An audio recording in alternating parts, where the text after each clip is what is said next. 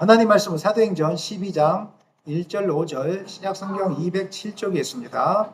한 절씩 교독합니다. 그때 헤롯 왕이 손을 들어 교회 중에서 몇 사람을 헤아려 하여 요한의 형제 야고보를 칼로 죽이니 유대인들이 이 일을 기뻐하는 것을 보고 베드로도 잡으려 할세 때는 무교절 기간이라 잡음에 옥에 가두어 군인 내식인 내 배에게 맡겨 지키고 6월절 후에 백성 앞에 끌어내고자 하더라. 다 같이 이에 베드로는 옥에 갇혔고 교회는 그를 위하여 간절히 하나님께 기도하더라.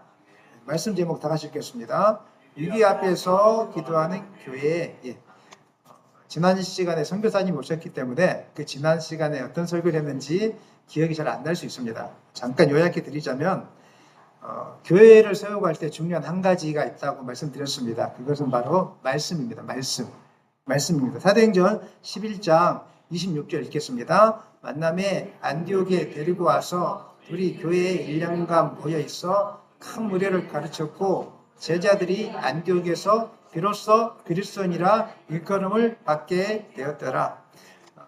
바울과 사울 혹은 바울이라고 이야기하죠. 바나바가 안디옥 교회에 와서, 안디옥 교회가 수리아 안디옥입니다. 안디옥 교회에 와서 1년 동안 무엇을 했습니까? 말씀으로 양육했어요. 교회를 성장시키기 위한 무슨 프로그램이나 사람을 모으기 위한 어떤 것을 만들어내지 않고 오직 말씀에 집중했습니다. 사랑하는 여러분, 말씀을 많이 배우셔야 됩니다. 지식적으로 배우는 게 아니라 말씀을 통해서 하나님이 어떻게 세상을 주관하시는지를 깨달아야 됩니다. 그리고 말씀을 배우는 목적은 내가 변화되기 위함입니다. 지식으로 남아있으면 절대 변화되지 않습니다. 그냥 하나님 나를 변화시켜 주십시오. 이 복음의 능력이 무엇인지 깨닫게 도와주십시오. 그래서 말씀을 사모하는 겁니다. 계속 사모하고 나를 변화시켜 달라고. 복음 안에 능력을 소유하게 도와달라고. 이렇게 하면 1년 동안만 제대로 교육받으면은요, 그 사람은 이제 믿었을지라도 뭐 20년, 30년 믿은 사람보다 더 능력 있는 사람이 되게 되는 것입니다. 이분들이 말씀을 붙드니까 그 결과가 어떻게 되었습니까? 비로소 그리스도인이라 일컬음을 받았다. 이게 무슨 말입니까? 그냥 예수를 믿고 따라가는 사람이 아니라 예수께 속한 사람이구나. 이것을 보게 되어진 것입니다. 안디옥 교회가 말씀 중심으로 가다 보니까 모든 결정의 기준에 말씀이 있었습니다.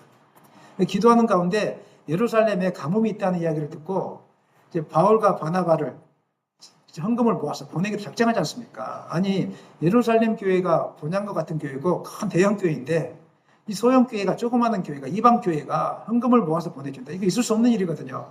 근데 이것이 가능했던 것은 말씀으로 생각이 달라졌습니다. 말씀으로 가치가 달라졌습니다. 오늘날 교회와 교회의 연합이 어렵다고 이야기합니다. 그 이유는 말씀은 듣는데 자기만의 교회를 추구하고 있기 때문에, 하나님 나라의 교회가 아니라 자기만의 교회를 추구하고 있기 때문에 연합이 진짜 어렵다고 이야기합니다. 그런데 사랑하는 여러분, 말씀이 들어오면요, 연합은 쉬워집니다. 아멘. 연합은 쉬워집니다. 옆에 교회도 하나님 나라의 교회고 우리 교회도 하나님 나라의 교회고 뭐 어려울 게 하나도 없는 것입니다. 그리스도 안에서 성령이 같기 때문에, 아버지가 같기 때문에 생각이 같아질 수밖에 없습니다. 그런 역사가 우리 가운데 있기를 소망합니다. 그리고 말씀의 기준이 있으니까 이 사람들은 이제 무엇을 할 때마다 다 기도하면서 말씀을 기준으로 했는데, 나중에 사도행전 13장에 보면 바나바와 바울을 선교사로 파송하지 않습니까? 이게 다 그 마음의 중심에, 교회의 중심에 무엇이 있었기 때문에? 말씀이 있었기 때문에. 말씀이 없으면 무엇인가를 결정할 때 혼란스럽습니다. 계산합니다. 근데 말씀이 있으면 하나님의 뜻인가 아닌가, 이거 둘 중에 하나밖에 없습니다. 내가 무엇을 할 것인가 계산하지 않고 하나님의 뜻이면 내 마음은 조금은 힘들지만 그냥 순종하는 것입니다. 그렇게 되기를 간절히 축원합니다. 지난 시간에는 이제 말씀이 중요하다, 교회를 세워나가는데, 오늘 이 시간에는 더 교회를 세워나가는데 말씀과 더불어 중요한 게 있습니다. 그것이 무엇이겠습니까? 늘 제가 강조하는 게 있죠. 기도입니다. 사도행전 12장은 이제 다른 현실을 보여줍니다. 은혜가 충만했고 복음이 전해졌고 서로 사랑했던 그런 공동체였는데, 12장에 돌아오니까 교회가 갑자기 박해가 찾아옵니다. 갑자기 어느 순간에 위기가 찾아옵니다. 야고보 사도가 순교를 하게 되고요, 베드로가 옥에 갇히는데 사형 선고를 앞두고 있습니다. 이게 말도 안 되는 상황입니다. 지난주까지는 우리 교회가 예를 들면 막 충만했는데 갑자기 오늘 막 이상한 일들이 벌어지기 시작하는 것입니다. 도저히 감당할 수 없는 일들이 벌어지고 있는 것입니다. 오늘 말씀 중심인 교회가 위기 상황에서 어떻게 했는지 오늘 본문은 분명하게 보여주고 있습니다. 그것이 바로 기도하는 교회였다는 것입니다. 우리 오늘 본문 가운데 은혜 받기를 원합니다. 12장 1절로 2절 읽겠습니다. 그때 헤롯 왕이 손을 들어 교회 중에서 몇 사람을 헤아려 하여 요한의 형제 야고보를 칼로 죽이니. 여기 그때 언제라는 것입니까? 안디옥 교회가 세워지고 복음이 확장되고 하나님의 은혜가 강하게 역사하는 시대. 얼마나 은혜로운 시대였습니까? 그런데 그때 헤롯 왕은 여러 명 있습니다. 왕이 신약 성경에는 많이 등장하는데 그 중에 오늘 등장하는 헤롯 왕은 헤롯 아그리빠고, 이 헤롯 가문은 복음을 정면적으로 도전했던 나쁜 가문이라는 것을 우리가 기억하면 될 것 같습니다. 아그리빠 1세는 로마 제국 안에 있었던 한마디로 분봉왕 같은 개념, 로마 제국 안에서 로마 제국이 세워놨던 왕입니다. 아그리빠 1세는 눈치를 볼 수밖에 없었습니다. 하나는 로마의 눈치를 봐야 되고 또 하나는 유대 사람들의 눈치를 봐야 됩니다. 폭동이 일어나면 안 되니까 그 마음을 잘 이렇게 움직여야 되거든요. 그래서 어떻게 하면 이 사람들의 마음을 움직일까 고민했는데요. 그 당시 유대인들이 가장 싫어하는 것이 바로 이제 기독교인들이었습니다. 한참 교회가 일어나면서 율법을 마치 폐하게하는 것처럼 보여줬고 예수를 하나님의 아들이라고 신성 모독을 제의를 저지르고 성전을 파괴하는 것처럼 보여줘서 유대인들이 생각할 때는 기독교 공동체는 없어져야 될 공동체였습니다. 근데 그 세력들이 너무 커지다 보니까 부담으로 찾아왔고 유대 공동체가 지도자급이었는데 헤롯 아그리빠가 어떻게 할까 고민하다가 이 사람들의 마음을 만져줘야 되겠다 하면서 이제 기독교인들, 그리스도인들의 가장 중심적인 사람 누굽니까? 야고보와 베드로입니다. 야고보를 선택해서 감옥에 가둬서 죽입니다. 사형을 시킵니다. 오늘 본문 보니까 그 왕이 손을 들어 교회 중에서 몇 사람을 헤아려 하여 그 형제 야고보를 칼로 죽이니 나와 있죠. 칼로 죽였다는 말은 무슨 공개 처형을 했다는 것입니다. 네, 공개 처형입니다. 사람들 앞에서 예수 믿으면 이렇게 돼 공개 처형을 보여주는 것입니다. 그러니까 사람들이 기독교인들이 두려워했겠죠. 공개 처형을 통해서 너 기독교 믿지 마. 이러니까 성경 본문에 보면은 12장 3절에 보니까 유대인들이 너무 기뻐했다고 나옵니다. 야고보 사도를 죽이고 나니까 기독교의 그 수장과 같은 야고보 사도를 죽이고 나니까 유대인들이 너무 기뻐했다. 오늘 은빛교회가 잘 안 되면 누가 제일 기뻐하겠습니까? 사탄이 제일 기뻐합니다. 여러분 가정이 예배를 안 드리고 예배를 포기하게 되면 누가 제일 기뻐하겠습니까? 사탄이 기뻐합니다. 여러분이 죄에게 넘어지면 누가 제일 기뻐하겠습니까? 사탄이 기뻐합니다. 유대인들이 바로 사탄의 수하 역할을 했다는 것입니다. 너무 기뻐하니까 이제 아그리빠가 생각하다가 더 환심을 살 일이 없을까? 수장 하나 더 있지. 베드로도 잡아 죽여야 되겠다. 해가지고 베드로를 이제 잡게 된 본문이 바로 오늘 본문인 것입니다. 야고보가 죽었습니다. 베드로는 감옥에 갇혀 사형 선고를 받고 있습니다. 교회를 향한, 그리스도인들을 향한 세상 사람들의 시선은 너무 차갑습니다. 세상 권력이 교회를 마치 다 짓누르고 있는 것처럼 보였습니다. 그때 교회의 성도들이 모여서 무엇을 했습니까? 5절 읽겠습니다. 이에 베드로는 옥에 갇혔고 교회는 그를 위하여 간절히 하나님께 기도했다. 놀라운 것은요, 낙심할 줄 알았는데 낙심하지 않았습니다. 물론 잠깐 동안에 조금 낙심이 있었겠죠. 인간인데. 하지만 왜 이들이 낙심하지 않았습니까? 오순절 성령의 능력을 경험했지 않습니까? 그리고 그곳에 하나님의 역사하고 있지 않습니까? 하나님께 기도하면 된다는 것을 알고 있었죠. 그러니까 함께 모여서 기도하기 시작한 거예요. 낙심하지 않았어요. 세상은 칼을 들었지만은 교회는 기도의 손을 들었던 것입니다. 세상은 감옥을 통해서 교회를 막으려고 했지만 교회는 기도로 하늘문을 열었습니다. 사랑하는 여러분, 세상이 아무리 힘들게 할지라도 하늘문은 열려있다는 이 사실을 기억하셨으면 좋겠습니다. 절대로 낙심하지 않기를 소망합니다. 하나님의 역사가 강한 곳에서는요, 영적인 방해도 강해질 수밖에 없습니다. 그래서 은혜의 시기에는 환란도 같이 찾아오는 것입니다. 그래서 환란이 찾아오는 것을 여러분 그냥 당연하게 여기셔야지, 위기가 찾아왔다 해서 하나님 믿는데 하나님 안 계셔 뭐 이렇게 하시면 안 됩니다. 여러분이 은혜 속에 깊이 들어갈수록 생각하지 못한 환란들이 많이 찾아온다는 것입니다. 중요한 것은 위기가 오느냐 오지 않느냐 이것이 아닙니다. 위기 앞에서 무엇을 붙드느냐가 더 중요한 것입니다. 초대교회는 위기 상황을 바라보지 않았습니다. 위기 상황보다 그 상황을 주관하고 계시는 하나님을 바라보았습니다. 권력보다 크신 하나님, 감옥보다 크신 하나님, 내 육신의 연약함보다 크신 하나님, 그 하나님을 바라보았던 것입니다. 성경은 이미 오래전부터 교회에 대한 하나님이 주신 약속이 있습니다. 교회라는 것은 예수를 주로 믿는 공동체, 혹은 구약으로 말하면 이스라엘 공동체, 신앙 공동체에게 주신 하나님의 위대한 약속이 있습니다. 이사야서 41장 9절 13절인데 9절 읽겠습니다. 내가 땅 끝에서부터 너를 붙들며 땅 모퉁이에서부터 너를 부르고 내게 이르기를 너는 나의 종이라. 내가 너를 택하고 싫어하여 버리지 아니하였도다 하였느니라. 내가 너를 붙들었다. 하나님이 약속해 주십니다. 교회가 하나님을 먼저 붙든 것이 아니라 하나님이 교회를 먼저 붙들어 주신 것입니다. 자기 백성을 먼저 붙들어 주신 것입니다. 그리고 하나님은 교회를 택하고 싫어하여 버리지 않겠다라고 말씀하십니다. 약속하십니다. 무슨 뜻입니까? 무슨 일이 있어도 교회를 지키겠다는 것입니다. 무슨 일이 있어도 하나님 믿는 사람을 지키겠다는 것입니다. 세상은 교회를 핍박할 수 있고 세상은 교회를 버릴 수 있습니다. 세상은 교회를 조롱할 수 있습니다. 여러분을 조롱할 수 있습니다. 그러나 하나님은 교회를 버리지 않습니다. 이것이 이사야서에 주신 하나의 약속의 말씀입니다. 그러면서 또 10절에서 이렇게 이야기합니다.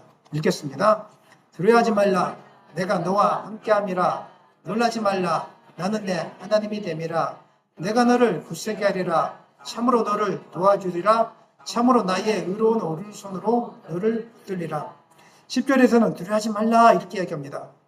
왜 핍박 속에서 두려워하지 말라고 이야기하십니까? 막연히 상황이 좋아질 거니까요? 희망 때문에요? 아니면 문제가 하나님께 사라지게 할 것이기 때문에? 아닙니다. 하나님이 함께 하시기 때문에 핍박 속에서, 일기 속에서, 아픔 속에서 두려워하지 말라고 약속하고 있는 것입니다. 초대교회는 칼의 위협, 죽음, 감옥이 둘러 있었습니다. 그러나 교회는 무너지지 않았습니다. 하나님이 교회와 함께 하셨기 때문입니다. 오늘 우리도 마찬가지입니다. 우리의 믿음을 흔드는 수많은 환경들이 존재합니다. 삶의 문제가 있고 질병의 문제가 있고요. 또 경제적인 어려움이 있고 미래에 대한 막연한 두려움들이 우리를 자꾸 무너지게 걱정이 찾아오게 하고 있습니다. 그래서 그 걱정 때문에 하나님 앞에 나오는 것을 머뭇거릴 때도 많습니다. 기도 자리에 나오는 것을 머뭇거립니다. 왜냐하면 내가 이거 빠지면 안 된다고 생각하니까 그 자리에서 헤매고 막 걱정을 많이 하는데, 사랑하는 여러분, 여러분이 노력한다고 인생이 잘 사라지는 건 아닙니다. 노력이 필요 없다는 뜻은 아닙니다. 걱정은 해야 되겠지만 여러분이 노력한다고 되는 게 아닙니다. 하나님이 부어주셔야 되는 것입니다. 하나님이 함께 해주셔야 되는 것입니다. 그걸 빨리 깨닫기를 소망합니다. 그것을 깨달아야만이 기도 자리에 나올 수 있습니다. 그것을 깨달아야만이 하나님 함께 하심을 경험할 수 있는 것입니다. 저는 여러분들이 문제 앞에서 두려워하지 않기를 원합니다.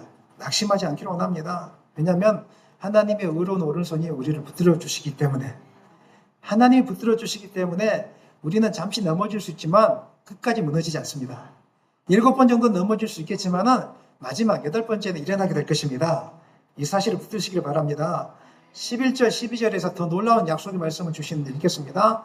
보라, 내게 노하던 자들이 수치와 욕을 당할 것이요 너와 다투는 자들이 아무것도 아닌 것 같이 될 것이며 멸망할 것이라. 내가 찾아도 너와 싸우던 자들을 만나지 못할 것이요 너를 치던 자들은 아무것도 아닌 것 같고 허무함 같이 되리.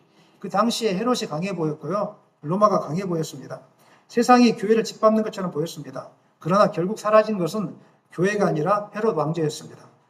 교회가 아니라 로마였습니다. 세상의 권력은 영원할 것처럼 보이지만 영원하지 않습니다. 다 무너집니다. 다 무너지고요, 오직 하나님만이 영원합니다. 교회는 결코 무너지지 않습니다. 여러분 가정 무너지지 않습니다. 믿음 무너지지 않습니다. 이 사실 붙들기를 바랍니다. 이 말씀은 단순히 이루어하는 말씀이 아닙니다. 하나님께서 우리에게 주신 승리의 약속입니다. 교회를 지키겠다는 약속입니다. 하나님이 약속을 주시면서 문제가 없을 것이다, 핍박이 없을 것이다 이렇게 하지 않았습니다. 대신 중요한 말씀, 내가 너와 함께 할 것이다. 내가 너를 붙들어 줄 것이다. 내가 너를 도와줄 것이다. 그러므로 사랑하는 여러분, 교회의 힘은요, 사람의 숫자에서 나오지 않습니다. 물질에 나오지 않습니다. 건물에 나오지 않습니다. 훌륭한 유명한 사람이 다니는 것에 나오지 않습니다. 교회의 진짜 힘은 하나님이 함께 하심에 달려 있습니다. 여러분 함께 하심을 믿으십니까? 우리 교회가 작을지라도 하나님이 함께한 교회이기 때문에 큰 교회가 됩니다. 강한 교회가 됩니다. 선교지를 세우는 교회가 됩니다. 이웃교회를 세우는 교회가 됩니다. 상처받은 영혼을 회복시키는 교회가 됩니다. 하나님이 함께 하시기 때문에, 이 약속을 붙드시기를 소망합니다. 수많은 시대 동안 많은 세력들이 교회를 무너뜨리려고 그렇게 노력했습니다. 로마 제국이 그랬고요. 공산주의가 그랬습니다. 그리고 이단과 세속주의가 지금도 교회를 무너뜨리려고 그냥 발버둥을 그렇게 치고 있습니다. 교회를 수없이 흔들었습니다. 하지만 교회는 사라지지 않았습니다. 왜입니까? 하나님이 교회를 붙들고 있기 때문에. 내가 세상 끝날까지 너희와 항상 함께 있으리라. 이 약속을 붙드시기를 바랍니다. 하나님의 함께 하심을 가장 깊이 경험하는 자리가 어떤 자리겠습니까? 말씀과 더불어 기도하는 자리입니다. 기도하는 자리에는 하나님의 함께 하심을 깊이 경험하게 되어집니다. 이 사실을 믿으시기 바랍니다. 그래서 초대의 교회는 위기 앞에서 하나님의 약속을 붙들면서 가만히 있지 않았습니다. 사람의 방법을 찾지 않았고요. 주변에 혹시 힘센 사람을 통해서 베드로를 풀어볼까 이렇게 생각하지 않았습니다. 오직 우리와 함께 하신 하나님의 능력을 경험하기 위해서 함께 모여서 기도하는 일에 힘쓰다는 것입니다. 평상시에도 기도해야 되지만 위기 때에 더 기도하시기를 소망합니다. 여러분 인생 가운데 위기가 찾아왔다는 것은 기도할 때가 되었다는 것입니다. 위기가 찾아왔는데 기도를 멈추고 있다. 아직 방법을 모르고 있는 것입니다. 문제 풀이 방법을 모르고 있는 것입니다. 수학 문제가 주어졌는데 방법을 모르면 풀어내지는 못합니다. 인생의 복잡한 문제 어떻게 풀어냅니까? 하나님이 함께 하시는 자리로 나가야죠. 하나님이 함께 하시는 경험할 수 있는 자리로 나가야죠. 어떤 자리라고요? 기도하는 자리가 바로 그런 자리라는 것입니다. 기도는 연약한 자의 마지막 선택이 아니라 하나님을 믿는 자의 가장 강력한 무기가 되는 것입니다. 연약하기 때문에 기도하는 것이 아니라 하나님이 강하기 때문에 우리가 기도하는 것입니다. 이 사실을 믿으시기를 바랍니다. 그래서 여러분 살면서 기도하는 시간을 삶의 우선순위로 삼았으면 좋겠습니다. 그렇게 되기를 원합니다. 기도하기 시작할 때 삶이 정돈되기 시작합니다. 무기력함과 두려움에서 벗어나게 되는 것입니다. 눈에 보이는 환경은 당장은 변화되지 않을 것입니다. 그러나 기도하면 내 마음에 하나님의 성령이 충만하게 임합니다. 내 마음의 두려움이 사라집니다. 믿으십니까? 그래서 하나님의 손길을 경험하게 되어집니다. 그렇기 때문에 세상은 우리를 흔들지라도 기도하는 성도는 흔들리지 않습니다. 오늘 여러분이 기도하지 않으면 흔들리게 될 것입니다. 기도하면 절대로 흔들리지 않습니다. 절대로 기도하시기를 바랍니다. 자기 자신을 향하여 꼭 기도하자. 시작. 꼭 기도해야 돼. 기도 이렇게 하시기를 바랍니다. 기도하는 게 중요한데 막연히 기도해서는 안 되고요. 우리가 환난 속에 있을 때 기도할 때 태도가 중요합니다. 첫 번째 태도인데요. 첫 번째는 간절한 믿음의 기도해야 됩니다. 따라하시죠. 간절한 믿음의 기도. 기도는 아무나 할 수 있지만 누구나 할 수 있는 것이 아닙니다. 왜냐하면 기도는 하나님만이 내 인생의 주관자시고 내 삶의 결과와 미래를 여시는 분이라는 확신이 있는 사람만이 할 수 있습니다. 여러분 그 확신이 있으십니까? 여러분의 미래를 여시는 분이 하나님이라는 확신이 있습니까? 진짜입니까? 물질이 아닙니다. 자녀가 아닙니다. 건강이 아닙니다. 권력이 아닙니다. 하나님이십니다. 이것만 아는 사람은 교회 문을 따고 들어와서 기도합니다. 진짜로 그렇게 합니다. 교회 문을 따고 와서 힘든 일이 있을 때마다 와서 기도합니다. 왜? 하나님만이 나의 문제를 해결할 수 있다는 것을 아니까. 오늘 당장은 해결되지 않을 수 있어요. 하지만 하나님이 들어주십니다. 내 마음의 확신을 허락해 주신다는 것입니다. 2절 보겠습니다. 2절. 이에 베드로는 옥에 갇혔고 교회는 그를 위하여 간절히 하나님께 기도하더라. 간절이란 말은 형식적인 기도가 아니라 믿음으로 끈질기게 기도했다는 것입니다. 초대교회 성도들은 상황만 바라보지 않았습니다. 그들은 사람의 힘으로 해결할 수 없는 문제 앞에서 하나님이 길을 여신다. 이 확신이 있었다는 것입니다. 그래서 베드로가 이제 사형 선고를 앞두고 있는데 어떻게 할까 고민하다가 간절히 기도했다는 것입니다. 이 상황이 얼마나 긴박하고 절박했을까요? 혹시 한번 묵상해 보십시오. 얼마나 간절했을까요? 최근에 제가 생사와 씨름하고 있는 한 안타까운 분의 소식을 들었습니다. 기도 제목을 부탁해 왔는데요. 오랫동안 아이가 생기지 않아서 아이 때문에 그렇게 기도했던 자매였습니다. 10년 전에 제가 만났거든요. 자매였는데 그리고 몇 년 지나고 나서 이제 그 아이가 생겼더라고요. 그 아이가 이제 9살이 되었어요. 딸아이가. 좋죠. 행복하게 잘 지내고 있었는데 지난주인가 갑자기 뇌출혈로 쓰러졌어요. 그래가지고 중환자실로 갔는데 지금 깨어나지 못하고 있어요. 우리는 지금 열압 때문에 뇌압 때문에 열어놓은 상태고 모든 수치는 다 부정적인 방향으로 가고 있어요. 아이가 9살이에요. 평생에 딸을 얻지 못해 아이를 얻지 못해서 기도했던 자매예요. 제가 우리 아들 수술 때문에 병원에서 만났어요. 그런데 지금 누구 있어요? 얼마나 간절할까요? 제가 기도하고 있어요. 하나님 기적을 보여달라고. 의학적으로 다 끝났어요. 하나님 기적을 보여달라고 기도하고 있어요. 지금 베드로의 상황이 그래요. 베드로의 상황. 초대교회가 있던 상황이 지금 바로 그런 거예요. 성경은 베드로가 얼마나 철저히 감시를 받고 있는지를 기록하고 있습니다. 군인들 사이에 쇠사슬을 묶여 있었고요. 감옥문마다 파수꾼이 너무 많이 지키고 있었어요. 도저히 빠져나올 방법이 없어요. 인간적으로는 가능성이 없어요. 여러분도 혹시 그렇지 않습니까? 인간적인 방법으로 가능성이 없는 상태. 그런데 성도들이 기도하고 있던 그 밤에 놀라운 일이 일어납니다. 하나님께서 천사를 보내주십니다. 그리고 갑자기 감옥에 빛이 비추기 시작하고 천사가 잠든 베드로의 옆구리를 깨우면서 급히 일어나라. 그랬더니 베드로의 손을 묶고 있는 쇠사슬이 확 풀려지기 시작합니다. 천사가 베드로에게 띠를 띠고 신을 신으라 이렇게 말하고요. 베드로를 데리고 감옥 밖으로 나옵니다. 첫 번째 문을 지나고 두 번째 문을 지나고 마지막 철문 앞에 이르렀을 때 그 철문이 저절로 열어지는 놀라운 기적을 경험하게 됩니다. 누가 그렇게 하신 것입니까? 하나님이 그렇게 하신 것입니다. 베드로는 그때 깨닫습니다. 이게 꿈이 아니구나. 하나님께서 정말 나를 건져내셨구나. 제가 이 이야기를 준비하면서 어떤 선교사님 이야기를 읽었는데 실제로 그런 이야기가 있더라고요. 실제로 중국 공산당에 끌려가서 이렇게 감옥에 열려져서 탈출했던 선교사님 이야기가 실제로 있더라고요. 오늘날도 이런 이야기가 존재한다는 것입니다. 이게 가능한 이유는 바로 믿음의 기도 때문이었습니다.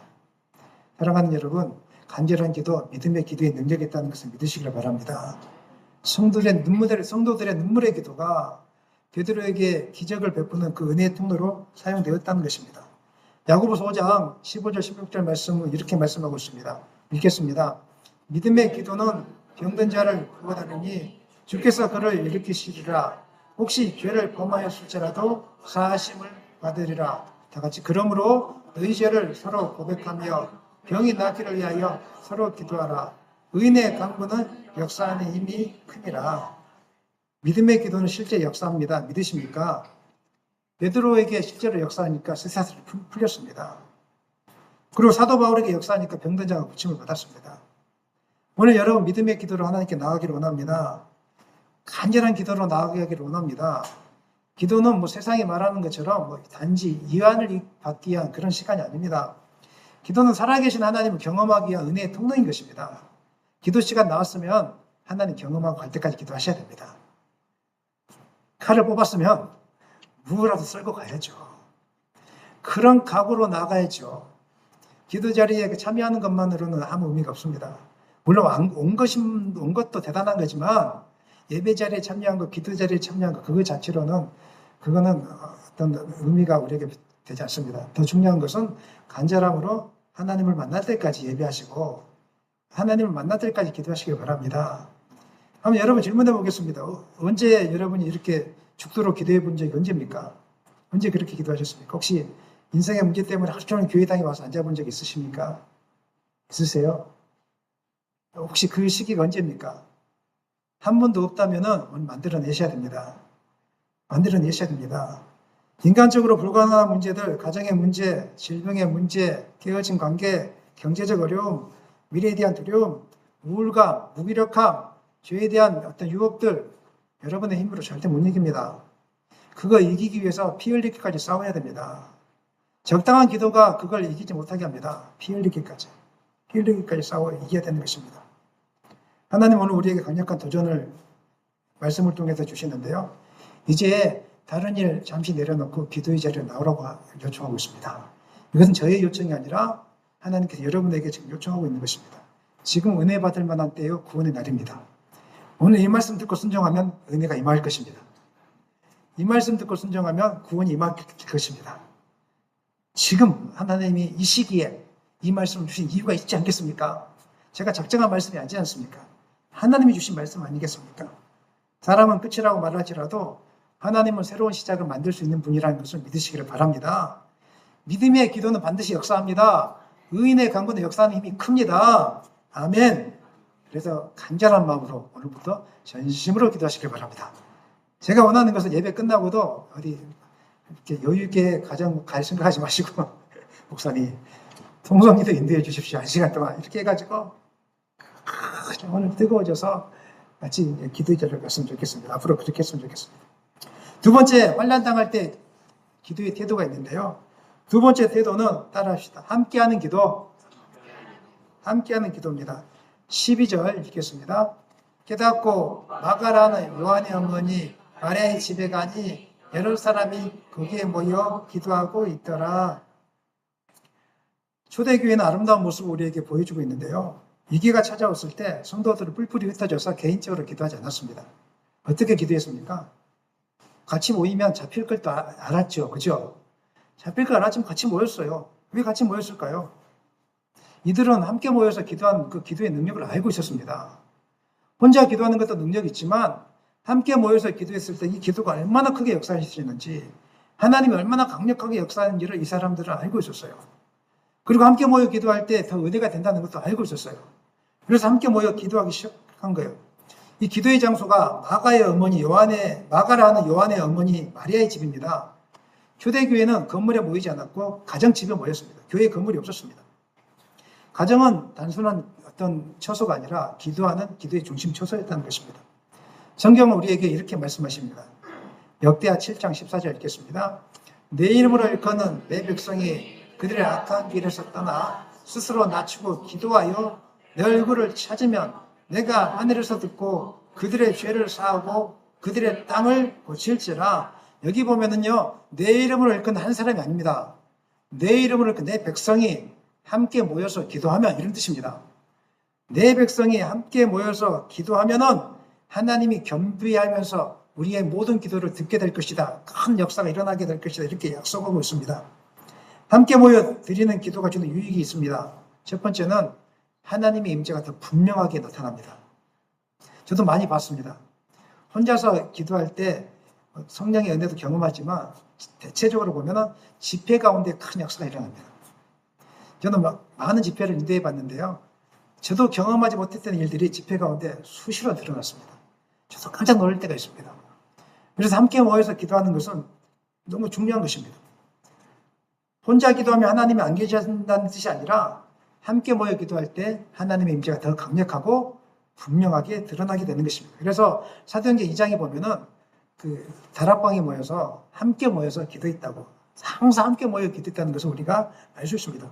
어떤 분들은 저 혼자 기도해도 하나님 다 듣고 계시는데, 물론 맞습니다. 하지만 더 강력한 하나님의 임재를 경험하고 싶다면 함께 모여 기도하는 자리를 사모하시기를 바랍니다. 그럴 때 더 강력한 역사가 일어나게 되는 것입니다. 우리 금요 기도회나 수요 기도회가 함께 모여 기도하는 기도회가 아니겠습니까? 정말로 그때 더 뜨겁게 우리가 기도하는 것을 제가 많이 보게 됩니다. 제가 능력이 있어서가 아니라 하나님이 실제로 역사하시고, 하나님 우리 마음을 만지시고, 찬양도 마찬가지입니다. 혼자 부를 수도 있겠지만 함께 모여 찬양하면은, 함께 모여 기도하면은 역사가 일어나는 것입니다. 오늘부터 함께 모여 기도하는 기도 자리에 도전하시기를 바랍니다. 아멘 하신 분이 반만 합니다. 함께 모여 기도하는 일 도전하시길 바랍니다. 성령이 충만하게 역사하셔야 됩니다. 두 번째, 공동체로 모여서 기도할 때요, 우리의 믿음이 더 강화됩니다. 전도서 4장 9절 10절 읽겠습니다.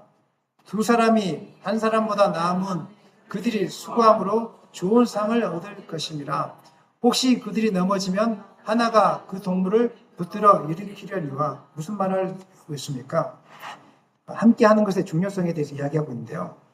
기도는요, 혼자 하다 보면 낙심이 생깁니다. 혼자 앉아서 기도 한번 해보세요. 낙심이 생길 때도 있습니다. 사탄도 역사합니다. 하나님 앞에 기도하러 나왔는데 문제를 놓고 기도했는데 안 될 것 같아요. 그리고 낙심하고 가버려요. 기도했는데 마음이 안 좋아요. 놀라운 것은 함께 기도하잖아요. 낙심으로 왔다가 나보다 더 힘든 분들이 옆에 앉아 있는 거예요. 그리고 그분들이 나를 위해서 뜨겁게 같이 기도해줘요. 낙심으로 왔다가 믿음이 강화돼요. 하나님 하시겠구나, 이 마음이 생기는 거예요.